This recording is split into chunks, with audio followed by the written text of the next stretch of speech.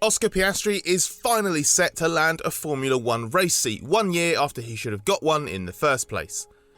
The Alpine test and reserve driver is getting the chance he deserves as he's closing in on a deal to drive for Williams in 2023. Piastri will not be cutting ties with the Renault works team as he is set to head to Williams on loan.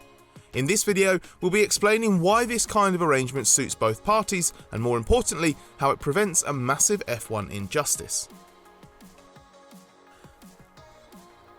Piastri is one of F1's most promising young drivers and won a hat-trick of titles across the Formula Renault Eurocup, Formula 3 and Formula 2 from 2019 to 2021.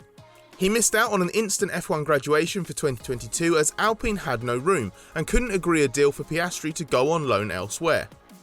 Esteban Ocon only signed a new Alpine contract to 2024 in early last year, and the team took up its option for a second year with Fernando Alonso after his F1 comeback. That meant Piastri has spent the 2022 season testing last year's Alpine alongside his role as the team's reserve driver. The Australian was happy to take on that position for one season with the agreement Alpine would find him a race seat for 2023.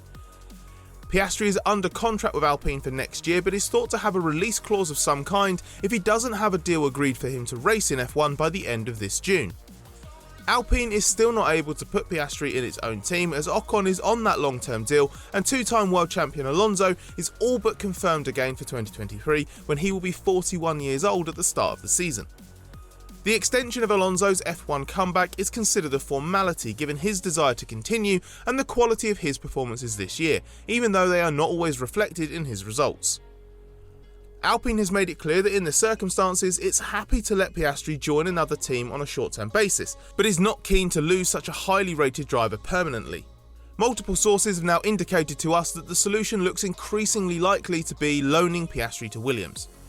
We'd heard about this for a long time and were even told after Monaco that the decision had not just been made by Williams to axe Nicholas Latifi, but also to recruit Piastri in his place. It makes a lot of sense. Alpine sends off its young superstar to get some valuable experience at a team unlikely to be a direct rival, while Williams gets an obvious upgrade on the underperforming Latifi. It also works because Williams is one of the few teams that has no issue with a loan arrangement. For the 2022 season, it struck a similar deal with Red Bull to sign Alex Albon, whom Piastri is likely to partner when he makes his F1 debut. We've been told that Piastri's move could be announced at the British Grand Prix, as that event begins at the end of June. That's the aforementioned contractual deadline for Alpine to secure Piastri's future and the race at which Alpine team principal Otmar Szafnauer has said for some time that he hopes to be able to confirm its driver plans. We'll continue with this video in a moment, but first we have a quick favour to ask. If you like this video, please like it, and if you want to see more, subscribe to our channel. It's super fast, super easy, and it helps us out so much. Piastri's CV should have propelled him to an immediate F1 graduation. Instead, he had to settle for the reserve driver role, knowing as early as mid-season that he'd probably be on the sidelines in 2022. Time was always on Piastri's side, but career momentum counts for a lot in Formula 1. That's why Piastri made it very clear to Alpine that 1 year off was acceptable, but anything more would not be. He didn't see his enforced sabbatical from racing as a career killer. His focus was to take the best of a bad situation and turn it to his advantage. As early as last year, he had identified 3 avenues where he'd learned the most as Alpine's reserve driver to try and make the best possible case for being given the race drive he deserved in 2023. These key opportunities have been experiencing the full F1 weekend schedule on site and participating in drivers' briefings, a lot of work on the simulator, and a big testing program in the 2021 car. It was important Piastri took the right attitude to this alternate path for 2022 because unlike many other past F2 or GP2 champions to miss out on going straight to F1, he had a clear opportunity to get there eventually.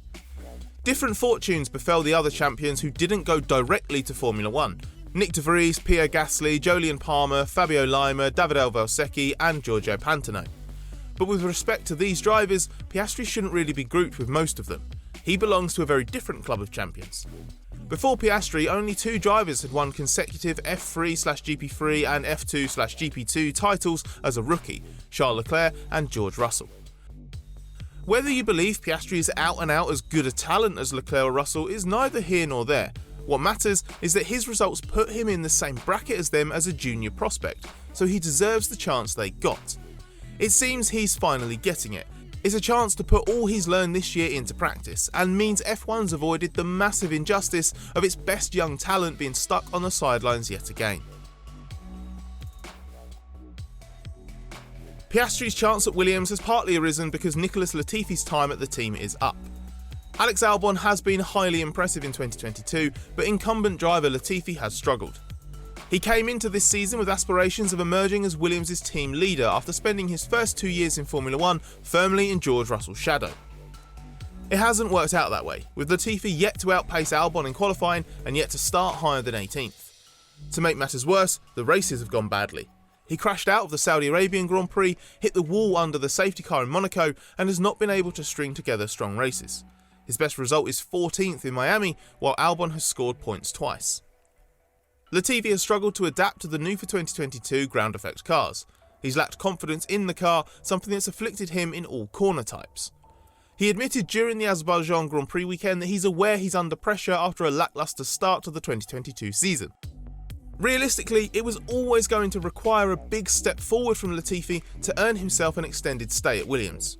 He originally joined the team for 2020 on a 3-year deal. Inevitably, he struggled up against teammate Russell in his first season, although he did impress the team with his approach and solid race pace.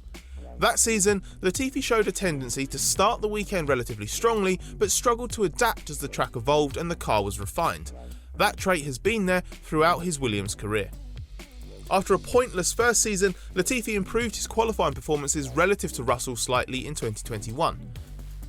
He also picked up several points, taking his first top 10 finish with 6th in Hungary, then 9th in the farcical Belgian Grand Prix, but his strongest race was arguably finishing 11th at Monza. Latifi is well liked in Williams and able to make a useful contribution technically. Given those qualities and the fact that his backing and the financial arrangements made during the team's struggles in the final year of ownership by the Williams family prior to its sale to Dorilton Capital, the team was keen to give him the chance to stake a claim to stay on in 2023. But his struggles and the way Albon has come in and immediately established himself as an ideal replacement for Russell led Williams to the clear conclusion it had to look elsewhere for next season. The only silver lining for Latifi is he is at least expected to see out the year. We don't expect Piastri to replace Latifi from the 2022 British Grand Prix as has been reported.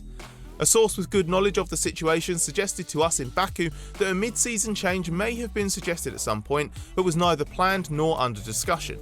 Latifi himself has flatly denied he would leave the team mid-season and expects to stay until the end of the year. Chances are though, this will mean the end of his F1 career. He's had his moments as a driver and a few good results, but overall he's not justified his place on the grid as anything more than a competent pay driver. That's not bad for someone who was a relatively late starter in karting, but Williams has rightly recognised the need for an upgrade in 2023, and in Piastri it should have exactly that.